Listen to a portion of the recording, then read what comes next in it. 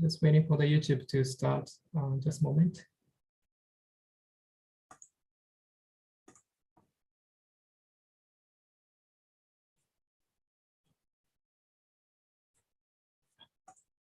はい、それではですね、本日はSIUK のウェビナーにご参加いただきましてありがとうございます。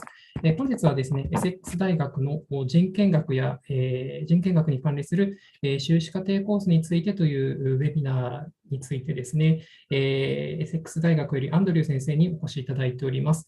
はい、で本日ですね、アンドリュー先生より、プレゼンテーションをしていただきまして、その後ですね、もしお時間ありましたら、ご質問していただく時間ですね、になりますので、プレゼンテーションの間ですね、もしご質問等ありましたら、チャットボックスの方から質問を投稿していただけましたら、私の方で、プレゼンテーション終わった後ですね、読み上げをして、質問に答えていただくというような流れになりますので、よろしくお願いいたします。また本日のですね、ウェビナーはYouTube での同時配信になっておりますので、この後ですね、皆様の表示名をこちらの方で変更させていただきます。また、マイクとかですね、カメラはミュートの状態になっておりまして、皆様の方で変更ができない設定になっておりますので、よろしくお願いいたします。はい、それではですね、早速なんですけれども、セックス大学のアンドリュー先生にプレゼンテーションをしていただきたいと思います。So, Andrew, could you start your presentation? Thank you. Thank you so much. It's a pleasure to be here. I'm speaking to you from France, my home in France. It's morning here, but I'm sure it's evening or late afternoon where you are. So thank you for staying up. It's a pleasure to be here. Pleasure to be joining you, those of you on Zoom and those of you, of course, live streaming on YouTube. So let me introduce myself. My name is Dr. Andrew Fagan. I am the director of the Human Rights Centre at the University of Essex. I'm basically going to spend around about 15 minutes speaking to you about the Human Rights Centre, speaking to you about our master's courses in particular. I'll also mention, make some reference to our undergraduate courses. I'll then speak a bit about the content of those courses and address issues concerning employability, where our graduates have gone on to work, and the successes that they have secured. I'm then basically going to be open to some questions from you, which I understand you can place in the chat box, or if there is a Q&A, there is a Q&A in the chat box. You can place your questions there, and I will get to as many of them as I possibly can. So sit back, relax, and let me speak to you. Many of these presentations tend to take the form of basically someone having a PowerPoint display and sharing it with you, which I'm not going to do. Sometimes I think PowerPoint displays are really helpful. Other times I think it's actually more important to just establish a kind of quasi-personal connection between the audience and the speakers and the speaker, me and you, in effect. And so I'm not going to use a PowerPoint display. All of the information ultimately that I'm going to share with you, or at least much of the information I'm going to share with you today, is ultimately available on our website. So you would need to go to the University of Essex Human Rights Centre. You'll find our front page there, and then you can navigate your way through the content of the Human Rights Centre at your own time and at your own leisure, as it were. I would particularly recommend that you look at the courses, the courses tab on our front page of the Human Rights Centre website, and that will direct you towards the finer detail of the things I'm going to discuss with you today. So the Human Rights Centre at the University of Essex is globally renowned. We are proud to be the world leader in human rights education and research. So there are many, many universities across the world that you would have heard of: Oxford, Cambridge, Harvard, Yale, the Sorbonne, the London School of Economics. I'm sure you've heard of all of those universities. Many of you may not have heard of the University of Essex. Many of you may not know where the University of Essex ultimately is in that very tiny island that is Great Britain. But in the field of human rights, and indeed in the field of some other disciplines, we are world leaders. We are, if you will, the Harvard, the Oxford in the human rights world. We are this year going to be set from October of this year. We will be celebrating our 40th anniversary. So the Human Rights Center is almost 40 years old. We were established in 1982. And since that point, we have been contributing significantly to the wider human rights world.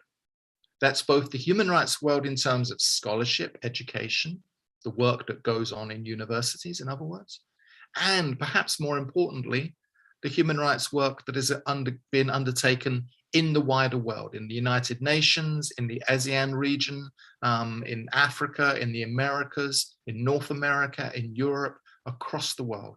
Our influence has been felt. So we are one of the oldest. I think we are actually the second oldest human rights center in the world, but we are widely recognized within the human rights world as being the world leader, the globally renowned human rights center. So should you choose to study with us, you will be coming to that kind of institution that has that kind of standing and that kind of reputation. That's really important for you to know. The Human Rights Center itself does a number of things. We ultimately oversee our educational courses. We contribute to various research projects that are being undertaken within the university. And perhaps more importantly, we create and we maintain a kind of community that our students benefit from across the year that they spend with us. That community comprises many different elements. We have a regular speaker series, for example. So typically once a week, we have speakers from the human rights world who come to speak to our students, to our community about pressing human rights issues. Most recently, of course, we had a panel discussion about Russia's invasion of Ukraine and the human rights and humanitarian issues and consequences of Russia's illegal invasion of Ukraine. We've also focused upon race, we focus upon gender, we focus upon indigenous people's rights, we focus upon issues concerning civil rights, political rights, social rights, and economic rights. So our students have the benefit, ultimately, of being able to join conversations and contribute to conversations with, in many cases, world-leading human rights scholars and practitioners. We also have a number of conferences throughout the year, and one that will be of particular interest to you, I'm sure, is our Asia and Human Rights Conference. This year, we typically have our conference in March of each year. This year, we had a very successful conference. The conference is largely organized by students, so you may well have an opportunity to join the organizing team, should you choose to come and study your human rights course with us at Essex. That team organizes the content, the speakers, the focus, the themes, and everything else. It's a really important part of our aspect of our connection to Asia as a region, which, as you may be aware, is sometimes overlooked by the wider human rights world. So we are completely committed to focusing upon Asia and human rights. So that conference is a really important aspect. We also have an annual human rights lecture. We're just in the process of organizing our annual lecture now for June, the middle of June, June the 14th. The speaker is a world-renowned leader of a human rights organization called Liberty here in the UK. You may know that the British government is currently proposing reforms to the Human Rights Act, which are raising concerns and are controversial in some areas, and our speaker will be addressing some of those concerns and some of those issues. We follow the human rights lecture with a party. We basically have a reception with drinks and food to bring our community together to pretty much close off our year, as it were. We also organize, and this is particularly important for our students, and we're just in the process now of finalizing the program, an employability fortnight. People who study human rights typically, not always, but typically are really studying human rights in order to get a job in the human rights, social justice world. And many of our students have gone on to work in the human rights world over the almost 40 years now that students have been graduating from our programs. So in early June, we have a series of panel discussions at the moment. Of course, they're online. We have a series of panel discussions focusing upon different areas of human rights employment, working for the UN, for example, working for a non-governmental organization, working for government, working in the humanitarian field, pursuing a career in academia as a human rights educator, and other such areas are all covered in our employability fortnight. So this is our attempt to ensure that our students have the very best opportunity to secure careers when they graduate from us, from Essex. We have had now almost 3,000 alumni, 3,000 students have successfully studied human rights at Essex, and many of them have gone on to work in some of the most recognizable human rights organizations, UNHCR, the Office of the High Commissioner for Human Rights, UNESCO, UN Women, and so forth. Many others have gone on to work for less recognizable organizations, NGO organizations, small grassroots organizations that are dedicated to protecting the human rights of particular groups of people, indigenous people, women, for example, and many other communities of people. So our students form an incredibly important, our graduates form an incredibly important resource for us that we draw upon in our efforts to ensure that our students have the best opportunities to secure employment when they graduate from Essex. So those are all of the things. We do many other things. We have a blog. I'd welcome you obviously to have a look at our blog. Our blog basically carries some really important contributions and postings on topical human rights issues. You can find that blog through accessing the Human Rights Center's page on our website, the university's website. We also have a podcast series that again brings together significant people to discuss really important topics. We do all of the usual things you would expect an organization like us to do. We have an active social media feed. So again, those of you on Twitter, please follow us on Twitter to see all of the things that we do throughout the year. The human rights community at the University of Essex is huge. We have over 150 members of staff, academics, who are working on some aspect of human rights, 150. It's a huge community of people. We also have other communities. We have fellows who are senior figures in the wider human rights world who continue a relationship with us and contribute to some of our events, our publications, our research projects, and the like. We also then, of course, have our students. In any single year, typically we have around about 80 to 100 LLM and master's students studying with us.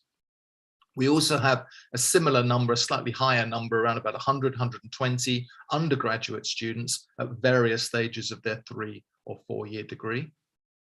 And we have a sizable community of PhD students. Some of you may be thinking you'd want to go on beyond your master's program to consider a PhD. We also have a sizable community, which is about 30, 35 students who come from different departments across the university and are housed within the Human Rights Center to pursue various aspects of their research. So that's some of the background. Let me speak quickly, briefly, really to the content. You'd be better advised to, following this conversation, this presentation, to have a look ultimately at our website and particularly go through our courses tab that will take you directly to a more specific set of instructions ultimately about what our courses are. So our master's program is divided into 2 separate categories. There's an LLM, there are LLMs in human rights and in humanitarian law and in economic, social, and cultural rights. Those are almost exclusively single disciplinary degrees. That is, they're really designed for people who want to specialize in human rights or humanitarian law, either because you are a lawyer or because you intend to go on to be a lawyer and you see law as central to your own particular professional relationship to human rights. Those LLMs they are about to celebrate. The first LLM in international human rights law was our first ever degree that we established in 1982. So that's about to celebrate its 40th anniversary as we are about to celebrate our 40th anniversary. In addition to the LLMs, we also have a category of degree called the MA, in particular the MA in the theory and practice of human rights. This degree is fundamentally interdisciplinary. It includes law, for those of you who are interested in law, but it expands the perspective. It enables our students who come from different disciplines and who are looking to develop expertise in political science, in international relations, in sociology, cultural studies, philosophy, history, and all of those other subjects that many of you may be graduates in or currently studying. The MA enables our students to develop a truly interdisciplinary understanding of human rights. The MA itself has last year been basically completely rebooted, refurbished. We changed it to now comprise a series of different pathways. Those pathways enable our students to really specialize in particular areas of interest to them. And the pathways that we have chosen are also connected up to where our students typically would want to go after studying with us, where they would want to work or where they would want to continue studying for a PhD, for example. So we have a pathway in social change and social justice. We have a pathway in gender, race, and identity. We have a pathway in cultural diversity and global challenges. And from this October, we have a new pathway in human rights and the arts. So those of you who regularly spend time watching films, listening to music, reading novels, going to art galleries, you may think that there is no connection between those things that you do and human rights. But actually think about it. Think about the films that you like. Think about the books that may have moved you.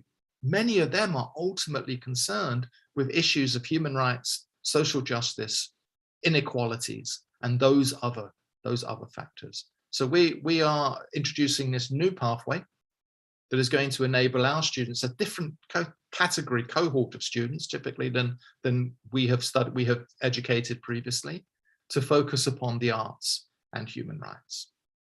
You can see how those courses are structured. They are each structured in a slightly different way. As with other master's programs at other universities, our courses comprise compulsory elements, modules that you have to take, and a very, very wide range of optional elements, optional modules, particularly in respect of the MA and the different pathways that we've established.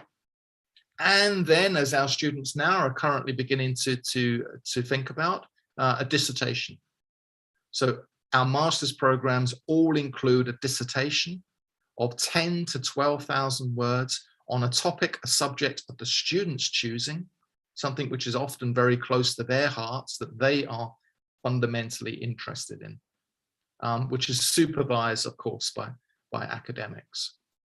So our degrees are recognized across the world. Our students have gone on to study across the world, have gone on to work in organizations across the world.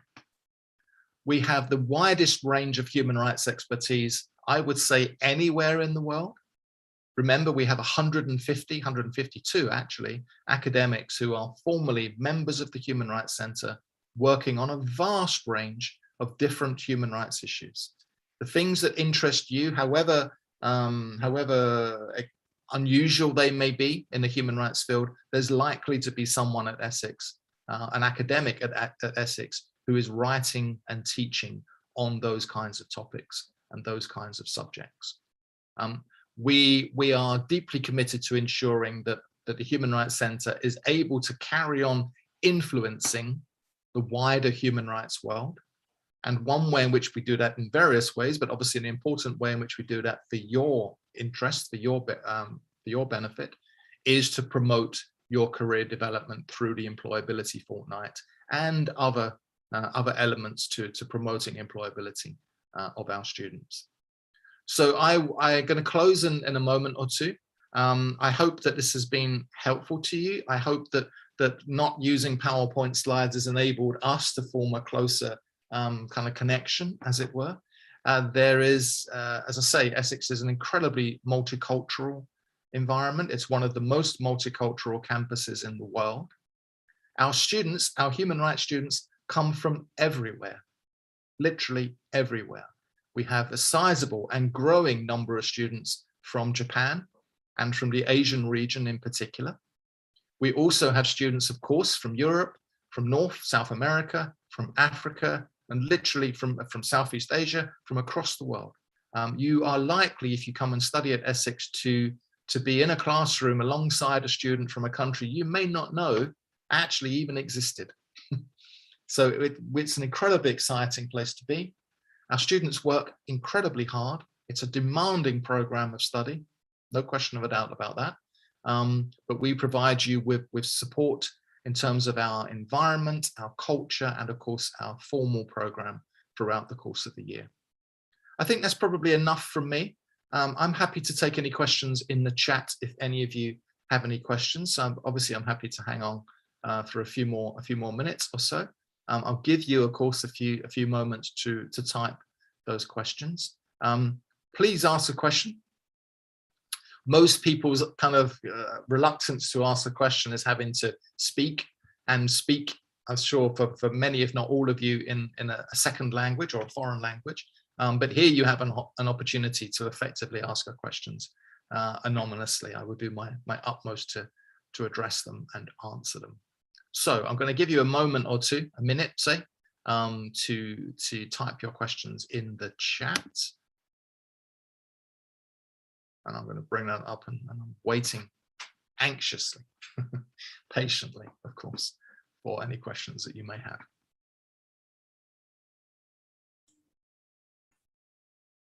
そうですね、ご質問がありましたら、チャットボックスの方に投稿していただけたらと思います。日本語でも構いませんし、英語でも構いませんし、アンドリュー先生に直接送っていただく形でも、大丈夫ですので、ご質問を何かお気軽にしていただけたらと思います。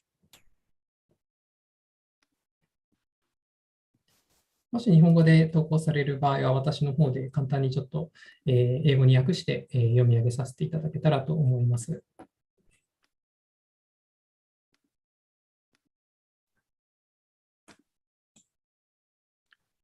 So I'm just going to put in the chat the link to our website, to the Human Rights Center website. Andrew. Yes, Wando. I have a few of the web pages open. If you want, I can show in the screen and put the links. That'd be great. Yeah, that'd be great. Okay, so it should be this one. Okay, now can you see my screen, Andrew? I can. Yep. Okay. Master's courses in human rights. Right. So these are the courses Andrew was talking about. And I'm going to just put in the chat the link for everyone. That's there. Also, of course, important for you to know about the Human Rights Center. So if you visit this web page, which now the link is also in the chat, you'll find about the Human Rights Center. Okay. Andrew, would it be good for them to know anything about the human? Okay. Wando, yeah, thank you. I'm happy to speak to that very quickly. Thank you. Yes, please. Yeah, cool. Thank you. So of the many things we do so many things. I forgot to mention one of the important things, one of the most important things, which is our Human Rights Center clinic. So our education, as I've said, is both addressing, academic, educational, theoretical issues in human rights, but also really, really crucially and importantly, how human rights engages and impacts, how it changes the world that we all inhabit, that we all live within. So there's an important practical dimension to our programs, LLM and MA programs. One element of that is the Human Rights Center Clinic. So the clinic basically is an integral, a central part of the Human Rights Center. It enables 30 students, so not all of our students, but 30 students, LLM and MA students throughout the year to work on specific, actual, real-life human rights projects. We are basically performing often researcher roles for Amnesty International, for some of the UN human rights bodies. I think we have had a project in the past with ASEAN, or certainly with the Asia Forum for human rights, for example. This is part of your formal studies. It's an optional module. It's not compulsory, it's an optional module. We have 6 projects throughout the year. Each project has 5 students working upon it. And each project is overseen by a supervisor. In effect, this is part for those students who are fortunate enough to be selected for this particular module. There's usually more demand than there is supply, as it were. This provides a really important opportunity, again, for you to develop your understanding and your knowledge of how human rights organizations function and what working on a human rights project ultimately entails. So it's an important part of what we do. We're very proud of the work that we do. And I would, again, so Mundo has very kindly sharing the screen at the moment. In your own leisure, when you have time, have a look at this in more detail. Andrew, would it be worth also showing the digital verification unit webpage? Yeah, absolutely. Thanks, Mundo. Right. This is another of the things they will be able to do in this October. Yes, it will. So the digital verification unit is basically another essential part of our efforts. Ultimately, we live in a world in which social media in particular and data and digital images play a fundamental role in how we understand what's going on in the world. Some of those images are true, they're reliable, they're verifiable, they should and can be used by human rights bodies, by the media, by policymakers when they address human rights. Some of them, however, are not. Some of them are fake. You would have heard, I'm sure, of fake news. So this particular digital, which won an award 2 years ago for its work, an international award for its work, this particular unit's element of the University, of the Human Rights Center, ultimately enables our students to work on these kinds of projects. These projects change, like the projects for the clinic. They change year on year. We're still waiting to see what we'll be working on this coming year. But as I say, this is a really important element of what we do. You can see there on the webpage that Edmundo is sharing that in November 2019, so just before COVID struck, the DVC won the Times Higher Education Award for the International Collaboration of the Year. We worked closely with Amnesty International and some other institutions in delivering this particular work. It's been crucial and has been used by various, particularly UN bodies, in compiling their cases against states' human rights violations. Thanks, Mundo. Sorry. What about the summer school? The summer school, absolutely, yeah. You see, we are awash with opportunities. So we also have our human rights summer school. It is online. It went online as a response to COVID, of course, as much of the world did. That runs for a fortnight. You can see the dates there in front of you. It is open particularly to people who have some undergraduate qualification, who particularly want to extend and expand their knowledge and understanding of human rights, perhaps in order to build their career, to build their opportunities and capital to go into the human rights world, or for people who are already working in the human rights world to kind of hone, as it were, to refine their own particular skill set. The program is published, it's available. You can check out what the program is. It's taught by, again, an international body of human rights experts, both academics and practitioners. And you can see that there's also a fee structure that obviously you need to pay for it. You have the benefit, of course, of it being online, that you don't need to travel to the UK. We do try and timetable our events to be available to people in very different time zones. Clearly, we have people joining us from from the west coast of the Americas to Japan. So it's a challenge, as you can imagine. But please, again, have a look at our website, see what's available there. We have a discount which extends until the 31st of May, I think. So it enables you to have reduced fees. But check it out. If not this year, then certainly for subsequent years. Okay, so I stopped sharing now the screen, and there's a question in the chat for you, Andrew. Cool. Let me see. No, can't see a question, Mundo. Basically, it's a student who is a background in journalism and asking which of the master is good for me. Okay. Excellent question. Yeah, we do have students who have been or are journalists in the past, and we do have students who have come from journalist degrees. Either the LLM or the MA is available to you, depending upon the level of qualification, your undergraduate qualification, of course.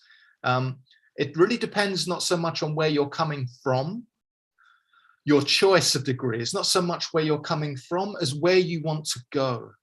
What do you want to develop as your kind of human rights profile in the future? If what you really want to do is to understand a wider political, social, international relations kind of perspectives and elements to human rights, then I would suggest that the MA, one of the MA pathways, is probably best for you. If, however, you see yourself as practicing as a lawyer in the future, or working, deploying legal skills within human rights organizations, then obviously you should be thinking more about the LLM. But I hope that addresses your question. Thank you. Another question from student D: do you accept TOEFL IBT score as English language requirements? Mundo, do you know the answer to that question? Because I wouldn't want to state unequivocally what the answer to that question is. Sorry, was the IBT? Yeah, TOEFL IBT. Yes, we do accept the TOEFL IBT, definitely.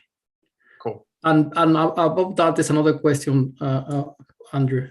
Okay. I can't see, it's very, my chat isn't bringing all of them up. Mundo, okay, so okay. Chat. I'll read it for you. Thank you. So there's a student who is working in a private company. He's in charge of business and human rights. Right. Okay. And he's interested in the MA. Yep. And then the question is if you have had students who work for private companies before. Yep. And if the students are mostly new graduates, or you have students with work experience. Yep. And there are three questions really. And the last one is it possible to do research about business and human rights? Yep, absolutely. Yep. So excellent questions. Remember, I said that the sheer range of expertise at Essex will almost certainly guarantee that whatever your interests are, there's going to be someone an academic who teaches them or writes upon them. You'll be pleased to know that in the context of business and human rights, we have a whole project based within the Human Rights Center that is devoted and dedicated to business and human rights, and that evolving and developing relationship. So that project basically coordinates various publications and research projects. It also includes at least one module. There is a module available to our students, to our LLM and MA students on business and human rights, dedicated to business and human rights, taught by several colleagues. We have had students from private industry, as it were, from business, come to study with us. We've also had students come to study with us who have then gone on to develop successful careers. One from about a decade ago, who I still am in contact with, went on to become the head of corporate social responsibility for Mercedes-Benz in Germany. So playing an important role in the work that they do. So it's a really established part of our research and our teaching.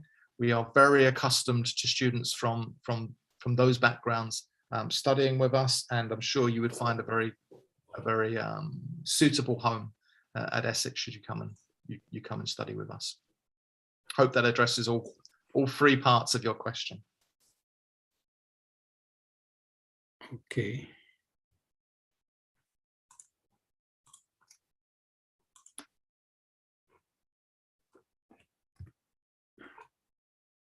There's one, I can see one from student F. I'm curious to explore refugee studies.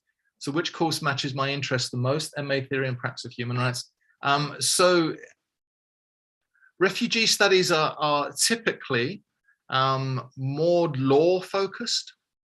Really the kind of skill set that is required for certainly working with refugees tends to include a significant amount of law.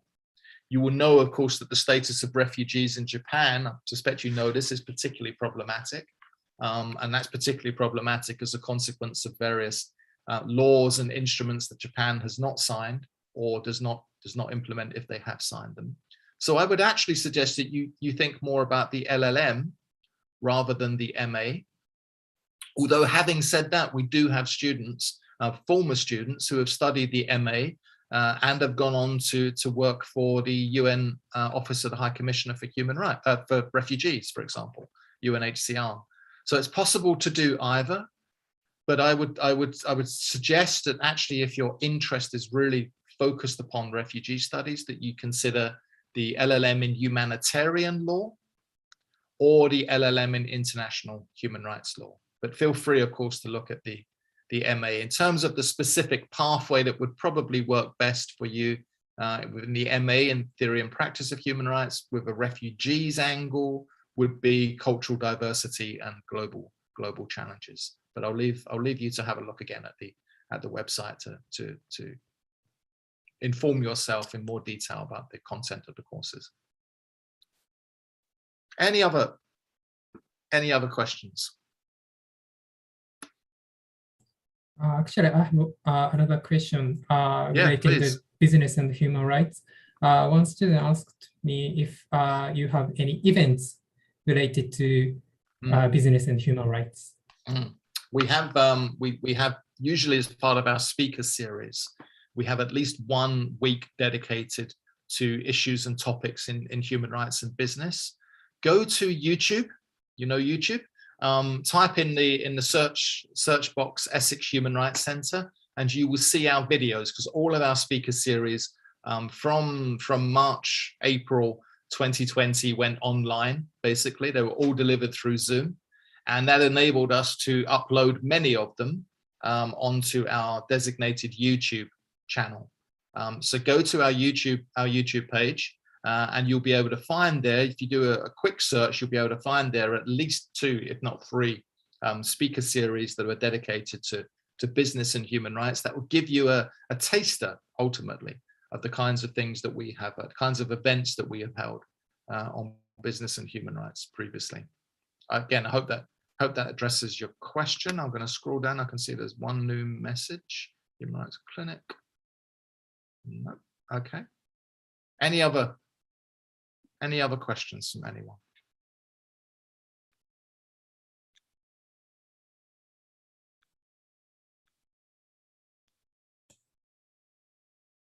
何かご質問ありましたら、チャットボックスの方にお気軽にご質問いただけたらと思います。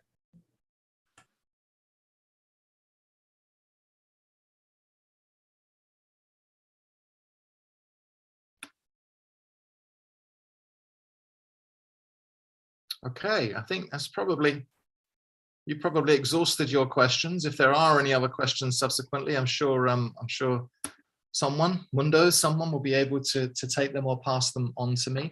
I hope you found this really helpful. I hope you found me not too scary. I'm not a typical academic in many ways. I hope you'll think about coming to study with us. You will be part of a growing cohort, a growing body of students from Japan in particular, but from the wider Asian region also, which we're very proud to be supporting. You will also, if you go to our YouTube page, you'll also be able to see the Asia and Human Rights Conference this year. It was held over 2 different Saturdays, each of 1.5 hours to 2 hours each. It was focused upon indigenous people's rights, which is often overlooked within the Asian region. Have a look and see what, if you come with us, come and join us and study with us next year. This is something you may be able to certainly contribute to. We would welcome your support. Okay, everyone, I hope that's been really helpful. I hope it's not too late where you are. Mundo, if there's anything that I've missed, then please. I think it was very complete and informative. And as I said before, I can show them a few pictures of the campus, information about, the accommodation.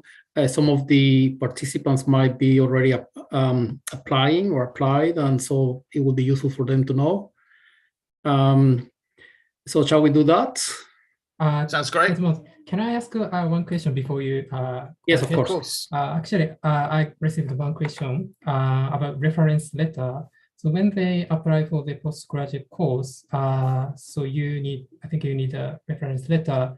And then what kind of reference letter do you need? Like it has to be from academic, or it has to be from a company, or what kind of reference letter do you need? I'm going to defer to Mundo in answering that question in a moment, but my understanding is that yes, we still require references. Obviously, for an academic course, our preference, if not requirement, would be an academic reference from one of your sympathetic professors from the past, who's able to comment upon the quality of your scholarship ultimately. So yeah, Mundo, is that still correct? Right, I'll just check immediately here, references. We have changed a little bit the entry requirements, and probably would be better to show in my screen. Sorry, I'm not sure you are looking at the right one. So we have changed these requirements, and we are only requiring reference letters for 6 courses, and human rights is not one of these. We always say that if they have a reference letter already, it's okay if they send it, but it's not a requirement nowadays for human rights courses. Okay. Okay. Thank you. Okay, everyone. Thank you. It's been great to meet you, albeit in the way that we mostly meet people nowadays. Virtually through Zoom. As I say, I really hope you consider coming to study with us. Essex may not be a globally renowned university in many regards, but there are certainly departments and areas of study at University of Essex that are world leading, that rival, if not surpass, the quality of programs in universities that you will be familiar with, Harvard, Oxford, Cambridge, and the like. So look beyond the University of Essex and look into, as it were, the specific programs that we have. Human rights is one of those leading, globally renowned and leading areas of study. It's a peak of excellence for the university. And yeah, I would hope to meet you in person, because we will be teaching in person. I think maybe that's something you might also want to comment on, Mundo, after I leave, but meet some of you in person from October onwards. Okay, everyone. Thank you so much. Thank you, Mundo. Thank you, everyone, for organizing. Thank you for attending. And good luck with whatever you do, wherever you go. Best of luck for the future. Take care. Thanks, Mundo. Thank you. Bye. And so, as I mentioned before, I can show you a little bit, give you a little bit of information, general information about the university. And if you have any questions, please do ask. Right, so just general, the university was founded in 1964. We have 3 faculties and 19 academic departments based in 3 campuses. We have more than 17,000 students, of which more than 40% come from outside the UK. That makes us one of the most international universities, not only in the UK, but in the world. So if you come here, you will have the chance to meet people from many, many different countries, from more than 140 different countries. In fact, also our members of staff are from many different countries. In the Human Rights Center, there are academics from Spain, from Germany, from America, from Colombia, that I remember, and many other places. And we do, as a university, have a partnership with many organizations around the world. Main academic partners. In Japan, our academic partners are the University of Tokyo, Waseda University, University of Kobe, and many others. Right, so I said we have 3 campuses. The main one is Colchester, which is there in the map to the east of London. south end, which is only for business and nursing courses, so not for you if you want to study human rights. And we have a third campus in Lacton, but it's only for acting. It's our acting school. So if you come to study human rights, you will be just in Colchester. Okay.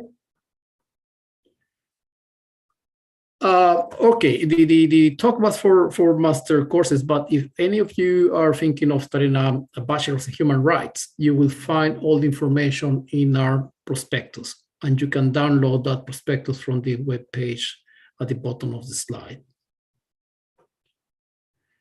If you want to do a master's or even a PhD in human rights, you can also download this prospectus from this web page. Yeah, I think it's important to know the cost of the masters are from 70,100 to 20,000 pounds. For the masters in human rights, they are, I'm going to give you the exact fees, 90,740 pounds. Okay, and in average, the cost of living for undergraduates is 12,500, and for masters, it's a bit higher because master students spend more time in campus and is 40,500 pounds. You can find detailed information about the cost of living in this web page, and the information about our fees and scholarships in this other web page here. Right. This is our main campus. This is the campus where the human rights courses are delivered, where the Human Rights Center is based. Actually, in this building here is the Human Rights Center and the School of Law. I'm going to show you some of the places where if you come here, you will spend most of your time, or we hope you spend most of your time, which is the library, open 24 hours every day. The Student Center and Services Hub, that's where all our teams who support the students are based. Then we have the accommodation. We have accommodation 6 towers. Then we have what we call the South Courts, the Copse, the Meadows, and another residence, which is not in the picture, but later I'm going to show you one, the Keys. Right. The accommodation, I mean, if you come with us, is guaranteed for the duration of your course. Okay. You can choose accommodation with your own bathroom in your room or a shared bathroom. The majority of our rooms are for one person, but there's some few with which are double rooms. And if you come with someone, you can ask us to allocate you one double room. All accommodation is in all accommodation. You have high-speed internet and cleaning team. They know that they go to clean your communal areas every week. The prices for accommodation are from £105 to £270 per week. So the master students spend 50 weeks in campus. You can make a calculation of the year. This is our accommodation that I show you in the map. This is, the South Course, the Keys, which I say was not in the picture I showed you, but here is the picture. Is next to the River Colne, mostly for postgraduates. Okay. And yes, you can find all the information about accommodation in the webpage at the bottom of this slide. This is Colchester, right? Colchester is a smallish place, but it has everything you might need, obviously shops, theaters, galleries, etc., etc. And I've lived here for more than 28 years, and I can, in my experience, it's a very nice place to live. I'll say it's smallish. So it's from town, from the center of Colchester to the university, which is just around here, is only about 5 kilometers.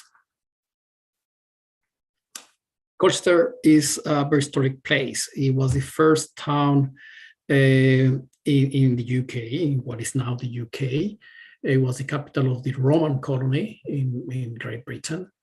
And through the years, we have also have other kind of cultures come and settle in what is now Colchester, like the Normans. They built this castle here. We have a immigration from Dutch people, and they settled in what is now called the Dutch Quarter. Yeah, so it's a very nice place.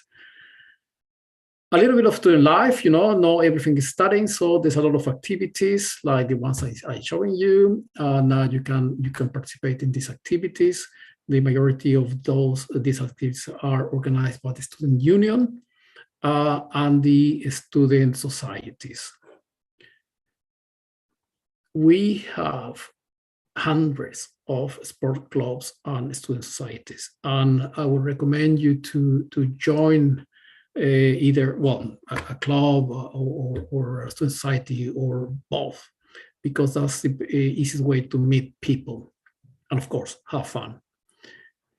You can find information about the student societies in this webpage here.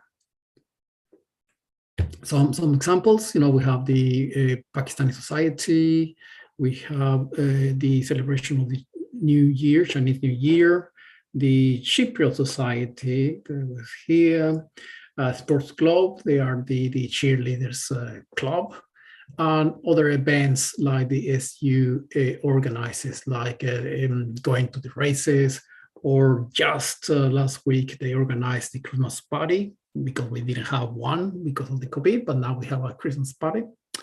If you like sports, of course, you can play with sports clubs or representative teams if you are good at any sport.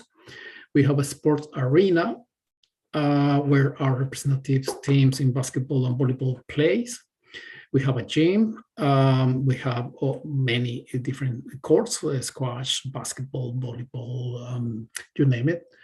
We have a climbing wall if you like to do that, and many pitches, outdoor pitches, okay? And if you're good, we can even give you a scholarship.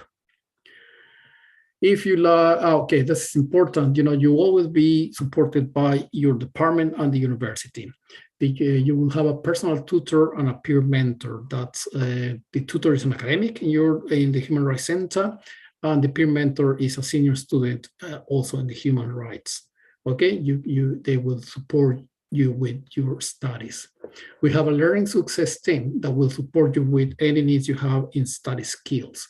They offer free courses in mathematics, statistics and other areas, and of course, English language skills. This is very important. You can have a lot of support in English language skills and writing skills. Right, if you have any general questions, I will be happy to answer this. So I'll wait a few moments.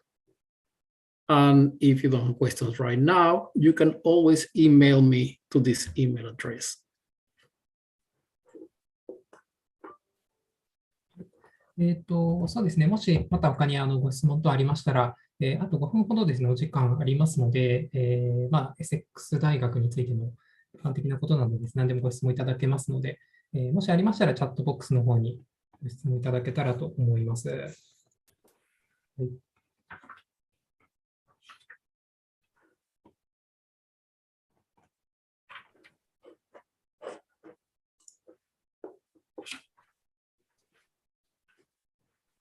何か質問ありますでしょうか。日本語で、タイピングしていただいても大丈夫ですし、英語でお送りいただいても大丈夫です。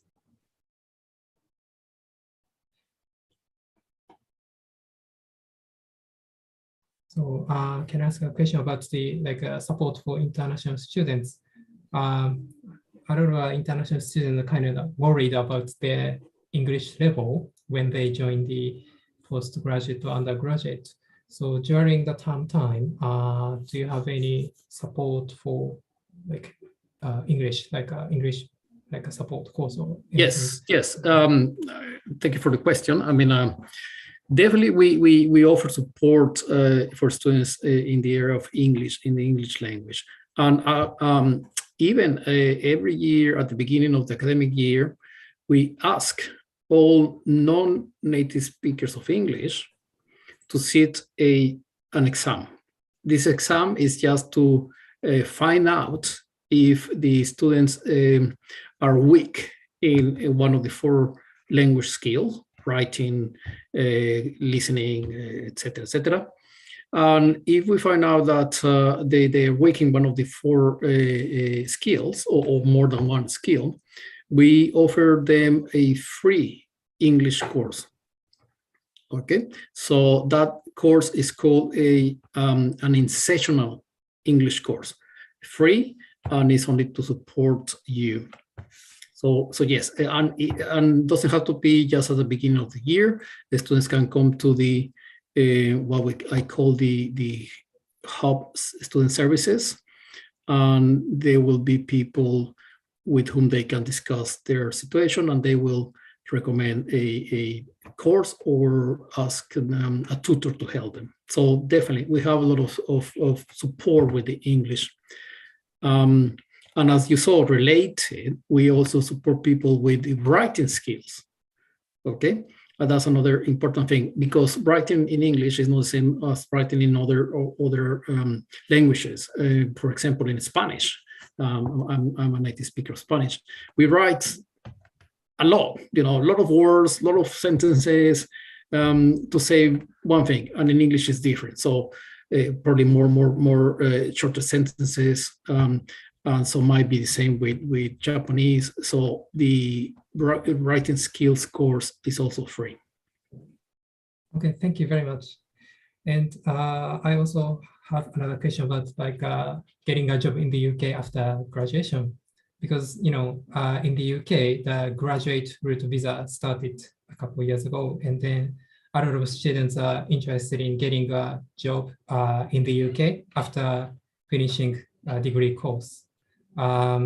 So do you have any support for international students to look for a job after finishing the degree course? Yes.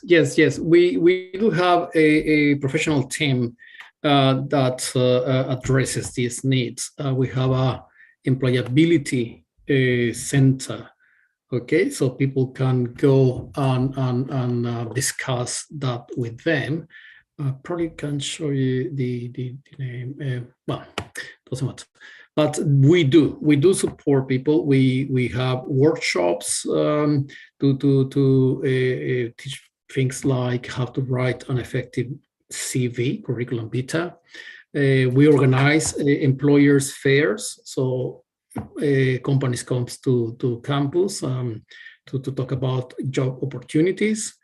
And most importantly, the human rights, as Andrew said in his presentation, they will, or they already have a module on employability. Okay, so they will have information about relevant companies, NGOs, or organizations related that work with human rights, and they will have probably placements or other opportunities. So yes, we do offer that. Okay, thank you very much. はい、そうですね。もし、本日もう1時間経ちまして、セミナーの時間終わりになるんですけれども、もしですね、他にご質問等ありましたらですね、SIUK の方にご連絡いただけましたら、大学の方にお問い合わせさせていただいたりですとか、あと SIUK の方で、無料のカウンセリングですね、まだ弊社の方でカウンセリングをされてない方については、弊社の方で、ご相談させていただくこともできますので、ぜひですね、申し込みいただけたらと思います。またですね、セックス大学も非常に素晴らしい大学で、ぜひですね、これから出願を検討していただけたらと思いますので、そうですね、またあと、本日、来ていただいたアンドリュー先生だったり、エドモンドさんとかですね、今後ちょっとお話をしてみたいとかっていうことであれば、弊社からおつなぎしたりすることも可能な場合もありますので、ぜひご相談いただけたらと思います。はい、それではですね、本日は皆様、そういう時間ご参加いただきましてありがとうございました。これでウェビナーを終了させていただきたいと思います。Edmondo, thank you very much for your time today. Thank you very much. Pleasure. Thank you very much, and have a good day. Bye, everyone. Thank you. ありがとうございました。